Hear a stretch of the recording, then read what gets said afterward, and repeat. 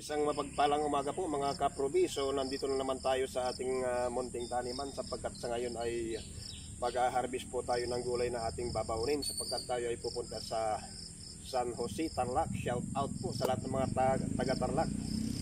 Dahil po tayo ay dadalo sa isang pagtitipon o keeping on banding ng aming mga kasamahan sa aming MLM business. Yan po ay ang One of the Lifestyle International. So samahan niyo po akong mag-harvest sapagkat kailangan natin magbaon dahil after po ng event kinabukasan po ay magkakaroon pa rin po tayo ng keeping and banding.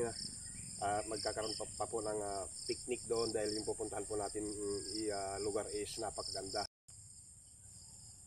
Ayan, mangunguha po tayo mga sili mga kaprobi dahil yung picnic na pupuntahan natin doon is napakaganda. So ang sili na itong mga kaprobi is talagang medyo may konting anghang po siya. Ito po yung tinatawag na siling panigang. Gustong gusto ko po ito mga kaprobi is yung iniihaw. Tapos lalagyan po ng bagoong, kalamansi, sili.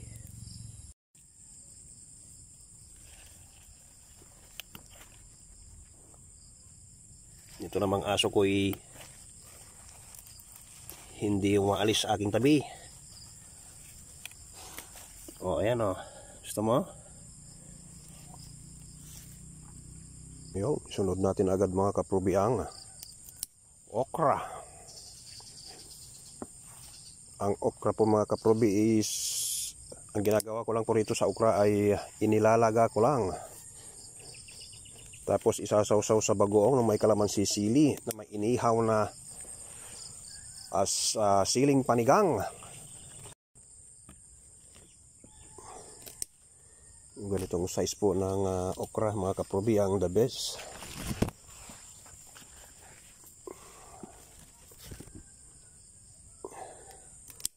Tuloy-tuloy pa rin sila sa pagbubunga dahil tuloy-tuloy pa rin ang kanilang pag-plak mga kaprobi. Ito po yung size na medyo alanganin na po. So ang ginagawa ko po rito pagka may nalingat po akong ganitong malalaki na, nilalagay ko na lang po sa puno at magsisilbing abono na lang po yan nung tanim. Ayan po, may sili po tayo rito.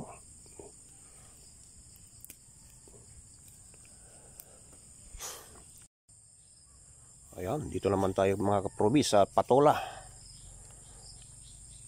Patola nalaglag sa baba. Yan, guguntingin lang natin mga kaprobi.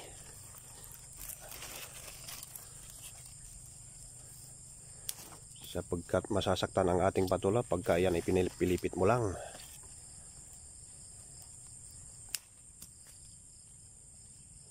Kaso lang mga kaprobi, kailangan po nating pulutin dahil nalaglag po sa ibaba. Ito po yung gustong gusto kong size po ng patola, yung hindi pa po siya gaanong kalakihan, medyo bata pa. Mas masarap po yung ganitong gulang po ng patola mga kaprobi. So meron pa tayo rito sa taas. Iyan na naman, ilapag na naman po natin mga kaprobi. At tayo ay may susungkitin na naman dito sa gawing itaas.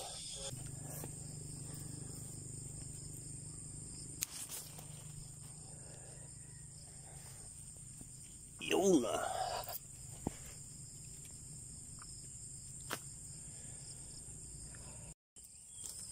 Ngayon naman kaprobi ay mangunguha tayo ng kalamansi. Dahil napaka-importante ang kalamansi. Sa sausawan, hindi kompleto ang sarap ng sausawan kung walang kalamansi. At kahit sa pagluluto mga kaprobi, ay need ang kalamansi.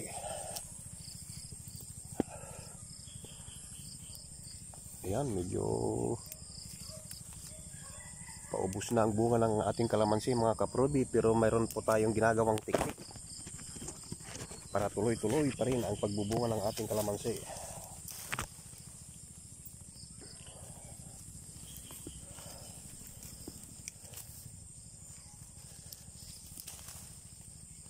Ganito po ang buhay ko rito sa probinsya. Wala kang bibitawang pera pagdating po sa gulay.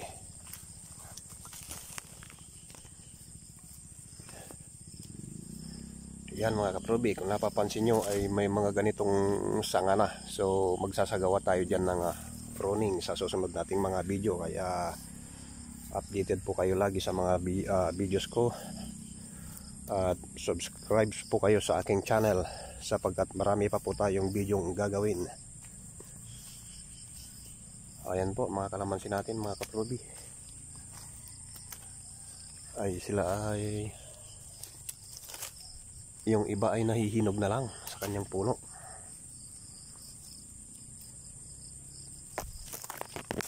Yun. Tignan nyo po ito mga kaprobi. Oh, kala mo kiat-kiat. Ito po ay kalamansi na nahinog na lang sa puno tapos nalaglag. Ito namang mga gabi natin kaprobi ay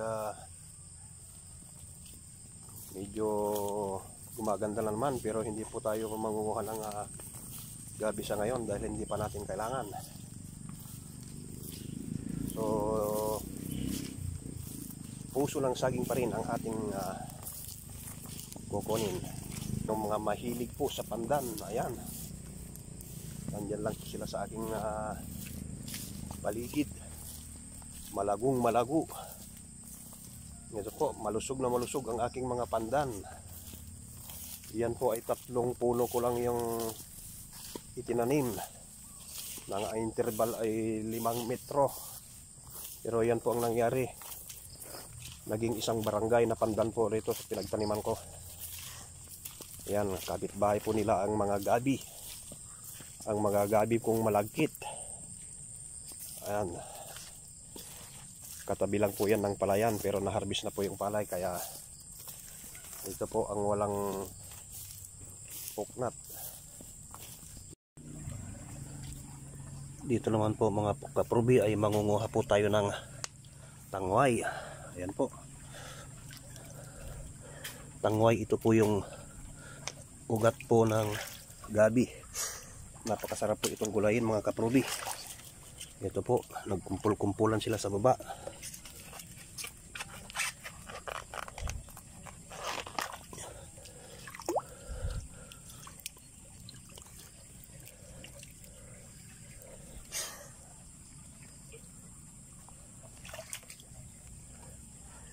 Yan po mga kaprobi, meron na naman tayong nasipatan na maliit na puso ng saging.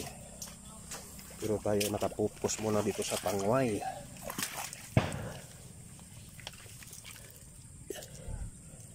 Ganito po manguha ng tangway mga kaprobi.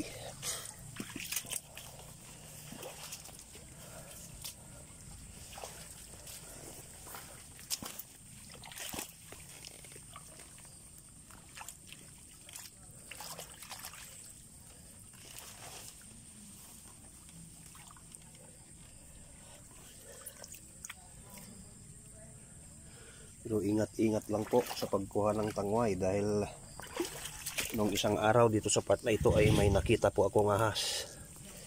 Yes. Kaya maging mapagmatsyag lagi sa paligid.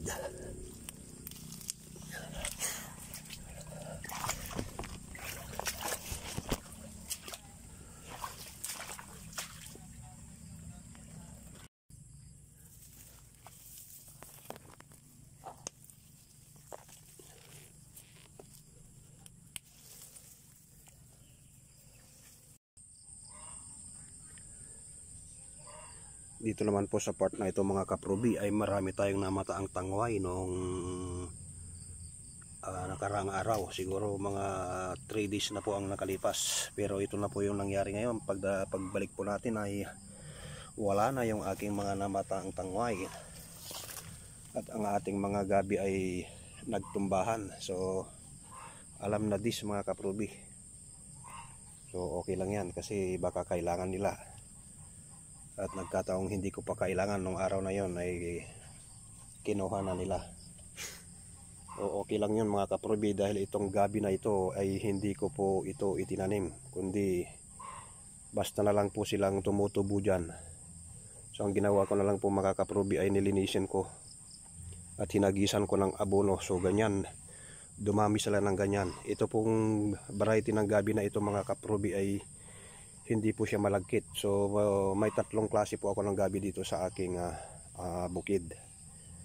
Yung isa pang klase ay yung galyang. Yun naman po is malalaki ang dahon. At nagkakaroon po yun ng laman. At yung laman na yun, yung ginagawa, nilalagay po sa sinigang na baboy. Masarap po yun. So ito naman po is hindi siya malagkit.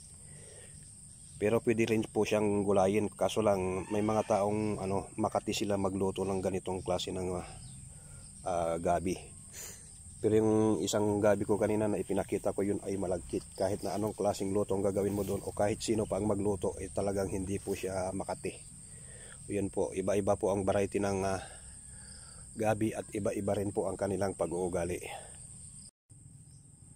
Yan mga karils, ito namang ating papaya ay patapos na ang kanyang buhay. Sapagkat ngayong tag-ulan ay namamatay po talaga yung ibang papaya. Lalo na pag yung kanilang puno ay natutubigan.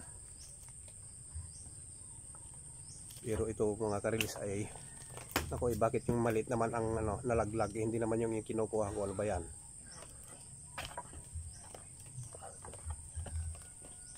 Yun, dalawa mga karils nakuha mga kaprobi. Ito yung pangatlo, isa, dalawa, tatlo. Yun, bumagsak po mga kaprobi ang ating papaya. Yan mga kaprobi, ito naman ay ang puso ng saging na napabayaan natin. Kailangan nating tanggalin para maging malusog yung kanyang bunga. At the same time, pwede po nating ulamin ito mga kaprobi. Napakasarap po nito. Saluyot lang ang katapat po nito at inihaw na bangos. Yung yan mga kaprobi, isa pa lang ito, pero mayroon pa akong dalawang sinisipat na i-harvest. Samahan nyo pa rin po ako. Ito, isa pang puso ng saging mga kaprobi. Mababa lang siya, pero kailangan pa rin sungkitin dahil yung ating panungkit ay yun ang magpuputol. Yun.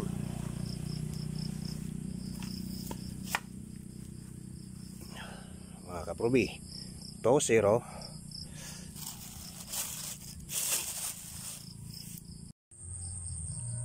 Ito naman po mga kaprobi ay isang variety na naman po ng saging. So tatanggalin po natin yung dahon para makita nyo po. Ayan, bumungad po sa ating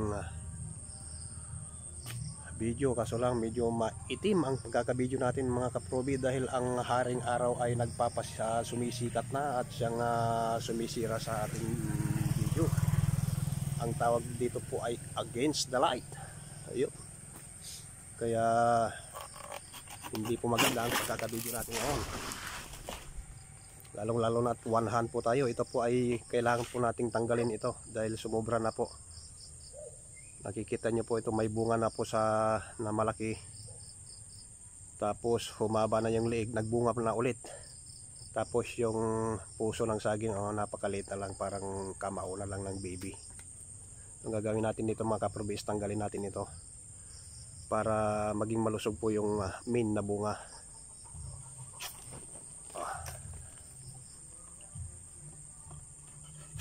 Yun. Yan, kung mapapansin nyo mga kaprobi is maliliit lang. Kasi ito nga po yung tinatawag na saging na senyorita.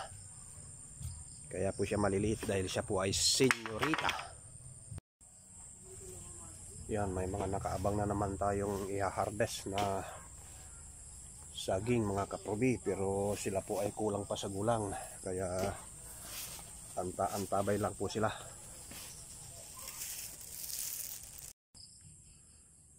Isang klase na naman ng variety ng ating saging mga kaprobi. Ang tawag sa variety ng saging na ito ay ang lakatan. Opo, pero ang puso ng saging na ito ay hindi po nakakain dahil mapait po. Ayan po mga kaprobi, samahan nyo pa rin po ako maglibot-libot dahil tayo po ay mag-harvest talaga ng ating babaunin sa picnic. Andito na tayo mga kaprobi sa gilid ng daan. So ayan po, may nakita po tayo rito isang puso ng saging na napakalaki. At sa isang puso ng saging pa lang ay hindi na kayang ubusin ng isang buong pamilya ito. Yan mga kaparubi, ibang variety na naman po ito ng saging. Sa amin kung tawagin ito sa mga Ilocano ay kantong. Yan, para makita nyo maigi mga kaparubi.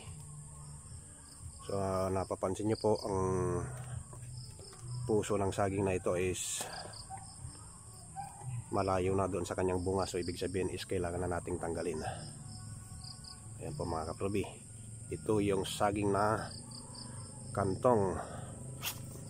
Yun, hindi nakuha sa isang banat gusto pa pangalawang banat, itong sayo. Yung laglag kang puso ka. Buti pa ang saging may puso. Ayan mga kaprobi, ang laki-laki, mapula-pula. Yan mga kaprobi, at lilipot pa rin po tayo. Alright, nandito naman po tayo mga kaprobi sa aking kubo, pero hindi ko pa po ito pwedeng i-video ng tuluyan sapagkat hindi pa po natin nalilinis dahil pagka ganitong tag-ulan ay hindi po tayo rito nakatira dahil hindi po magandang tumira rito pag tag-ulan. So sa summer lang po tayo tumitira rito. At sa summer ay lilinisin po natin itong kubo natin. So ipakita ko naman po sa inyo itong hinarbis nating saging kahapon. Ito naman po ay isang variety na naman po ng saging. Ibang variety naman po. Ang tawag po namin dito is kantupig. Ayan po, hindi na po natin na video kung paano natin po hinarbis. Itong saging naman po ito mga kaprobi, iba rin po ang ugali nito. Matamis po ito, masarap, napakatamis po ng kanyang lasa. Ang problema lang po rito sa saging na ito is mabilis po siyang mahinog at mabilis po siyang mabulok. Opo, mangingitim na po siya agad. Kaya ang variety ng saging na ito, pagka nahinog na po is kailangan ay kainin nyo na kasi mamayang hapon baka overripe na po siya. Halimbawa, nasa tamang hinog siya sa umaga, kailangan makonsume nyo na yun hanggang hapon dahil kinabukasan ay nangingitim na po yan. Pero ito po is napagaganda po siyang gawing turon dahil di po ba yung turon ay ginagamitan pa po ng brown sugar. Pero ito po ay kahit hindi mo na po siya gamitan ng brown sugar dahil napakatamis po ng lasa nito. Ayan lang po mga kaprobi, at tayo ay mag-iikot pa. Ito namang ating papaya, ang tawag po rito, ito po yung variety ng papaya na tinatawag na Red Lady. Hindi ko rin alam kung bakit Red Lady ang tawag dito kasi green po naman. At saka medyo mataas din po siya. Lagpas na po siya ng tao. Ito naman po is isang variety na naman po ito ng papaya. Ang tawag naman po rito ay dwarf papaya. Pakita po natin ang bunga po ng dwarf papaya. Pero hindi ko na matandaan kung dwarf papaya ito o red lady pa rin kasi may magkaiba po ang hugis ng kanilang bunga. Ayan mga kaprobi. So i-flex ko lang din po yung aking nabidyohan dati na sigarilyas. Ito naman po ang sigarilyas natin mga kaprobi. So nagpapakita rin po siya ng gilas. So sa edad niya pong ito ay medyo hindi na magtatagal ay magkakaroon na rin po siya ng bulaklak dahil napakalusog po ng ating sigarilyas po. Ayan. Kung maalala niyo po, ako nag-video po noon ng nung tayo gumagawa ng kanyang balag. So mayroon po tayong mga sili rito. Tanggalin na po natin para mapakinabangan na. Ayan po mga kaprobi ang buhay ng probinsyano. Kaya sa mga kapwa kong mahilig pong magtanim-tanim dyan, Lalong-lalo na po yung mga taga-province katulad ko, mga probinsyanong katulad ko. Pag-subscribe na po kayo sa aking channel at tayo ay mag-share bawat isa ng ating kaalaman pagdating po sa pagtatanim. Dahil ako naman po ay hindi naman po ako expert na nagtatanim, sadyang mahilig lang po ako magtanim-tanim. Yan po ang ating namang singkamas. Ay nagpapakitang gilas na rin po. Ayan, ang gaganda po ng bulaklak ng singkamas natin. Actually may mga maliliit na po silang bunga. Ayan po oh. Pagka ito po ay nagbunga mga kaprubi ay hindi mo na rin po ito mapipigilan sa pagbubunga niya. Ayan po ang isa sa maganda po sa singkamas. Hindi po siya masilang buhayin. Hindi mo kailangang abunuhan, hindi kailangang isprehan, pero napakamahal po ng bunga ng singkamas. Ganon din po ang sigarilyas mga karels. Hindi rin po masilan ang sigarilyas, pero napakamahal po ng sigarilyas. Ayan po. Tayo po ay mangunguha ng talbos ng kamuti dahil hindi pa po tayo nag-aalmusal. Maaga po tayong nagpunta rito sa bukid. At si Commander ay nagluto ng tinapa. So ito po ang maganda mga karils. Manguha tayo ng talbos ng kamuti para sa ating almusal. Ang talbos ng kamuti mga karils ay napakarami po siyang benepisyo sa katawan ng tao. Mayaman na mayaman po ito sa fiber. Yan po mga karils. At ito po mga kaprubi, meron din po tayo ditong luya. Ayan po, yung luya na yan is yung talagang hindi po siya luyang dilaw ha. Ito po yung talagang normal na luya natin na ginagamit natin. Pwede po siya sa tinola. Yan, napakasarap po siyang itinola. So ayan mga kaprubi, samahan nyo akong manguha po ng kaprubi. Wala po tayo sa palengke ha. Ito po ay inarrange ko lang para mabidyohan ko po ang aking harvest of the day. Dahil ito po ay aking babaunin dahil doon magkakaroon kami ng picnic doon at kami magluto-luto. At alam niyo po itong mga harvest ko po ngayon, itong puso ng saging, papaya, patula, sili, okra at tangway ay magkakasahog po yan. Opo, pwede pong lutuin ng minsanan yan.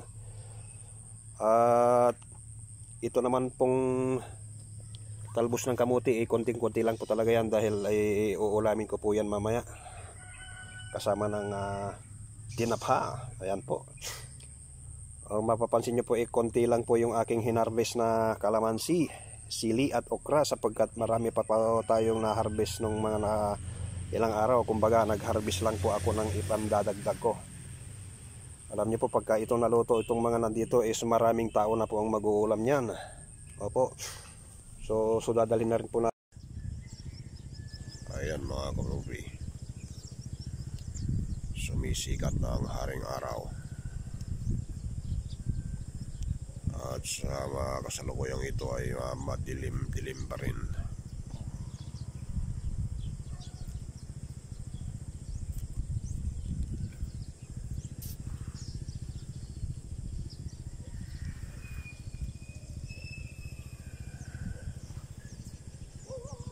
Yan, medyo nagliliwanag na mga kaprubi. At mamaya lang ng konti tayo ay maliligo na sa ilog na ito.